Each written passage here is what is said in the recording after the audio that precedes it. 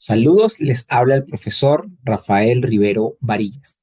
En esta oportunidad vamos a continuar conociendo un poco más sobre las posturas filosóficas. Esta es la tercera parte. Recordemos que hay distintas posturas filosóficas y los videos anteriores ya se han visto 12 de estas. Importante también recalcar que se pueden conseguir también con el término de corrientes filosóficas o enfoques filosóficos, dependiendo del autor, el filósofo o la persona que esté haciendo este planteamiento. Súper importante entonces, si has llegado primero a este video, que puedas ir viendo los anteriores para que tengas la idea y la perspectiva más amplia sobre lo que vienen a ser estos distintos enfoques filosóficos. La intención de este material no es una exposición, no es una clase explicada, sino más bien es un material que permita al estudiante escuchar, leer o escuchar y leer sobre las posturas filosóficas y que de esa manera responda a las necesidades de cada uno de los estudiantes, los participantes y las personas que ven este video. Por ende, este video tiene la intención de responder principalmente al diseño universal de aprendizaje con la intención de que realmente sea un video que permita la puerta para conocer un poco más sobre las posturas filosóficas desde las distintas formas de aprendizaje que cada uno de ustedes tenga. Bien, vamos a iniciar entonces este viaje sobre las posturas filosóficas. En esta oportunidad vamos a conocer un poco más sobre el existencialismo, el positivismo, el estructuralismo, el cinismo, el epicurismo y el estoicismo. Estas van a ser entonces algunas de las posturas filosóficas que vamos a conocer un poco el día de hoy. Muy bien, vamos a empezar entonces este viaje a través de las distintas posturas filosóficas.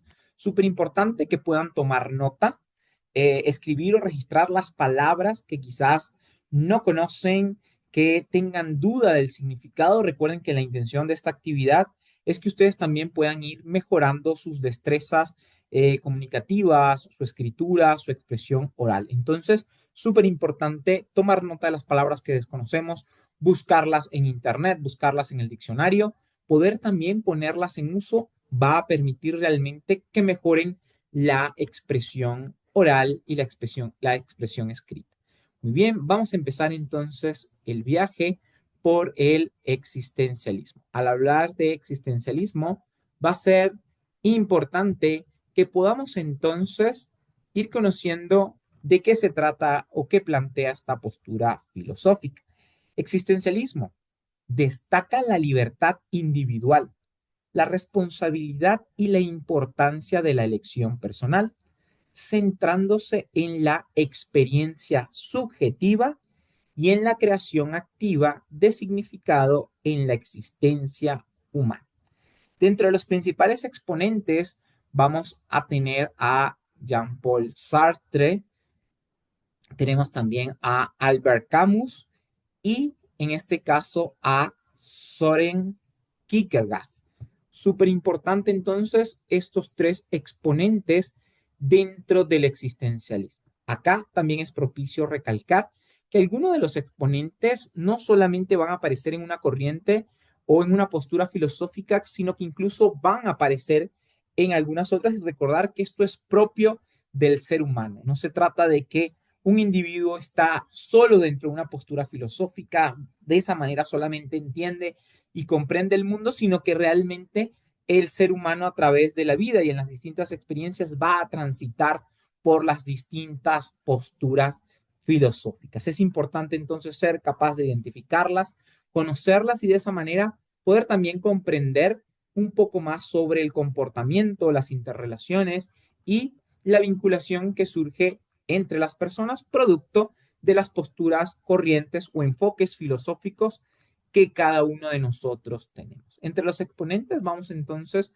a conocer un poco más sobre Jean-Paul Sartre, filósofo francés y uno de los principales exponentes del existencialismo.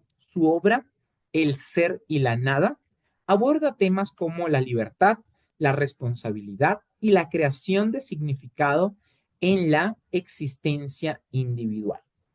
Vamos con el siguiente exponente, Albert Camus, por su parte, escritor y filósofo francés asociado con el existencialismo y el absurdismo. Su obra, El extranjero y el ensayo El mito de Sísifo, exploran la confrontación humana con el absurdo de la existencia. Si desean conocer un poco más sobre estas obras, pueden hacerlo. También es valioso que puedan ir profundizando en alguna de ellas. Por otra parte, Søren Kierkegaard, eh, filósofo danés del siglo XIX, a menudo considerado el precursor del existencialismo, en obras como El concepto de la angustia y La enfermedad mortal. Kierkegaard examina la subjetividad, la fe y la elección individual. Recordemos entonces que el existencialismo va a cuestionar los valores y las normas preestablecidas en la sociedad y desde planteamientos como en este caso que hacen las religiones o que hacen distintas posturas mucho más místicas. La intención de los existencialistas es de una u otra manera reflexionar sobre esa libertad que tiene el individuo para decidir sobre su propósito, qué hacer y cómo hacer con su vida, considerando que cada persona tiene un propósito distinto y que no existe uno solo por encima de las personas. Recordemos, algunas posturas nos puede parecer más agradables que otras. Esto también va a responder a las posturas y enfoques que cada uno de nosotros también tenemos, y es valioso desde la armonía conocer y poder reflexionar incluso sobre las ideas que son opuestas o que son ajenas a nuestros pensamientos. Vamos ahora con el positivismo.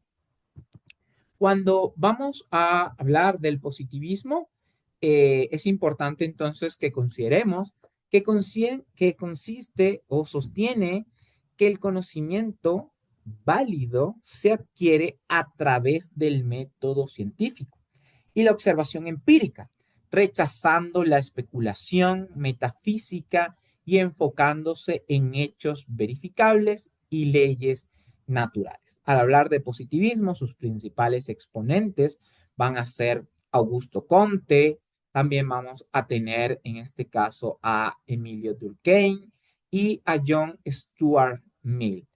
Muy bien, entonces acá tenemos algunos de los exponentes y un planteamiento sobre el positivismo. Vamos entonces ahora a conocer un poco sobre estos exponentes. Augusto Comte, filósofo francés, es considerado el fundador del positivismo.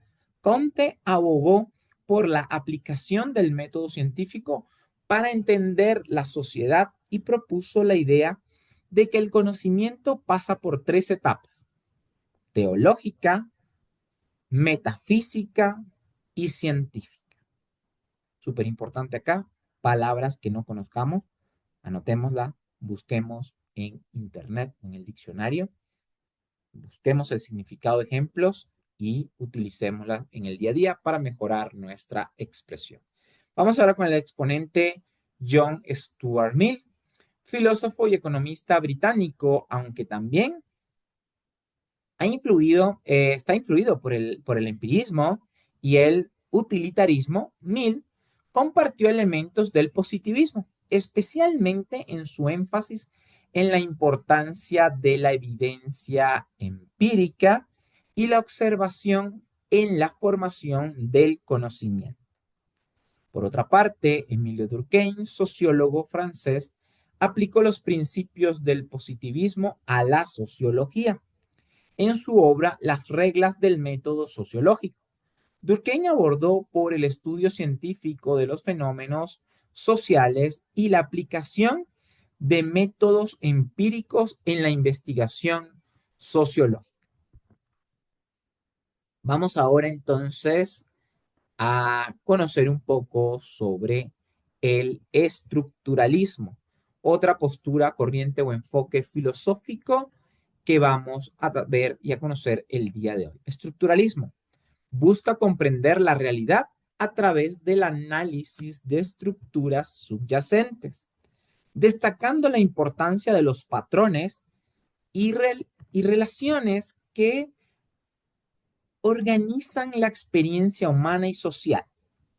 Dentro de los principales exponentes vamos a tener a Ferdinand de Saussure, vamos a tener a Claude Lévi-Strauss, a Román Jacobson. Estos van a ser entonces los principales exponentes del estructuralismo. Vamos a avanzar entonces al cinismo. Cuando hablamos de cinismo es importante considerar que el cinismo aboga por la autenticidad, la independencia, cuestiona las normas sociales y materiales y promueve un estilo de vida simple, desapegado de las convenciones sociales y del materialismo. Cuando hablamos de las convenciones sociales, nos referimos a todo esto que tiene que ver con la valoración de pronto lo material. En la actualidad vendría a ser el dinero, elementos o cosas de lujo, todo lo que tiene que ver de una u otra manera con esos aspectos materiales, con esos objetos que hoy día son tan importantes y que en ese momento también eran relevantes. Cuando vamos a hablar entonces de las posturas filosóficas del cinismo, la postura filosófica del cinismo, pues tenemos que hablar de sus principales exponentes, como en este caso es Antístenes, Diógenes de Sinope y Crates de Tebas. Estos van a ser entonces los principales exponentes del cinismo de los que vamos a conocer un poco más el día de hoy. Antístenes, filósofo griego antiguo y discípulo de Sócrates, es considerado el fundador del cinismo. Antístenes enfatizó eh, la autarquía, ¿sí?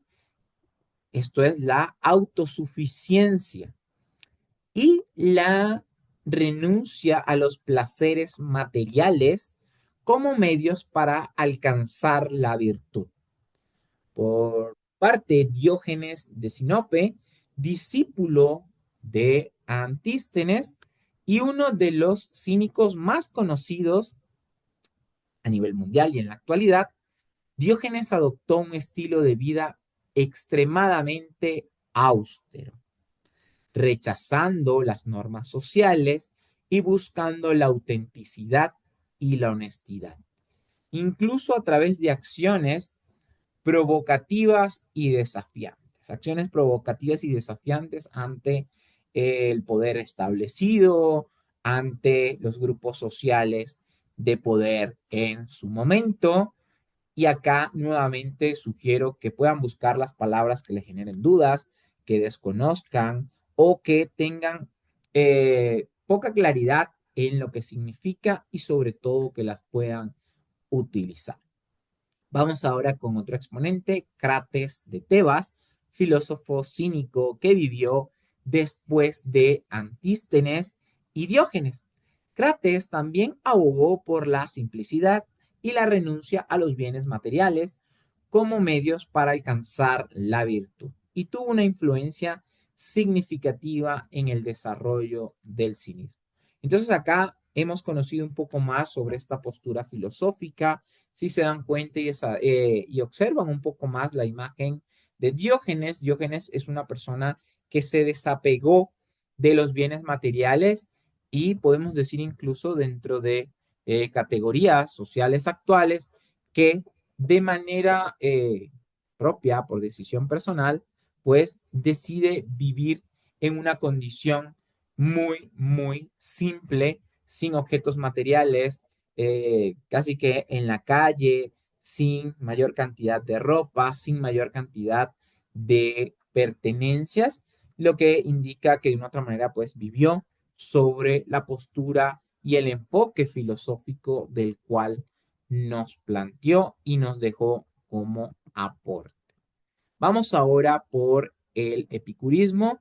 Vamos a conocer un poco sobre esta corriente filosófica. El epicurismo promueve la búsqueda del placer tranquilo y la ausencia del dolor como el objetivo principal de la vida, abogando por una existencia sencilla, la amistad y la moderación en la búsqueda del bienestar. Busquemos las palabras desconocidas, investiguémoslas, utilicémoslas dentro de nuestra expresión diaria y de esa manera apropiémonos de esas palabras súper importantes dentro de todo contexto académico. Obviamente, al hablar de epicurismo, dentro de los principales exponentes va a estar Epicuro, va a estar también Metrodoro de Lampsaco y vamos a conocer un poco también más sobre Lucrecio. Tenemos entonces acá un planteamiento sobre el epicurismo y los tres exponentes de los cuales vamos a conocer hoy un poco más. Epicuro, filósofo griego antiguo y fundador del epicurismo. Epicuro promovió la búsqueda del placer tranquilo y la ausencia del dolor como objetivo principal de la vida. Va a abogar por una vida sencilla y el cultivo de la amistad como elementos fundamentales para alcanzar la felicidad. Por otra parte, Metrodoro de Lampsaco, discípulo y amigo de Epicuro, Metrodoro contribuyó al desarrollo del epicurismo y ayudó a difundir sus enseñanzas, al igual que Epicuro. Sostenía que la felicidad se encuentra en la búsqueda del placer moderado y en el evitar el dolor. Lucrecio, poeta y filósofo romano del siglo I antes de Cristo, Lucrecio es conocido por su poema sobre la naturaleza de las cosas. Ahí tienen de todas maneras el título original, por si acaso están interesados en buscarlo, leerlo y conocer un poco más sobre esto, que expone y defiende las ideas de Epicuro, incluyendo la teoría atomista y la búsqueda de la ataraxia y la tranquilidad del alma. Estos términos de teoría atomista, eh, en este caso, y de la ataraxia, son términos de los cuales es posible que vayamos profundizando un poco más adelante. De igual manera, sugiero que le búsquenlo en internet, busquen el significado para que puedan profundizar un poco más en estos términos y tener una idea más clara de los planteamientos que hacen cada uno de estas palabras, cuáles son las propuestas que realmente nos plantean. En esta oportunidad no es el espacio para profundizar en eso, porque estamos conociendo un poco más sobre las posturas filosóficas que ya mencionamos y sus principales exponentes. Vamos con el estoicismo. Estoicismo enfatiza la importancia de la virtud, la aceptación serena de lo inevitable,